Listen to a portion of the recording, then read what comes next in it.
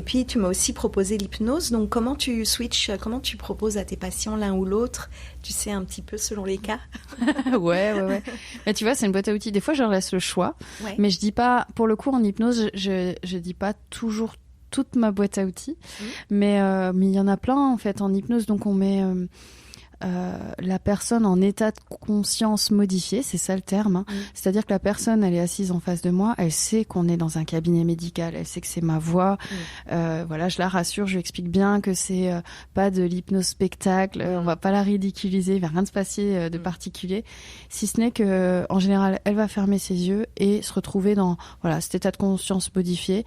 Ça peut être un lieu hyper agréable pour amener une sorte d'apaisement, de détachement chez des personnes qui seraient par exemple très stressées, très anxieuses. De ce qu'on appelle aussi le lieu sûr. C'est une technique que je trouve intéressante.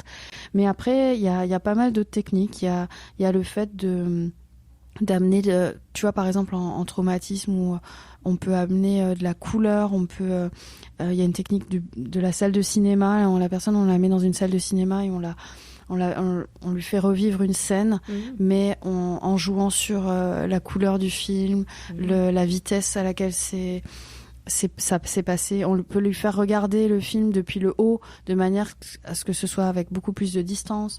On peut ajouter un personnage qui serait rassurant.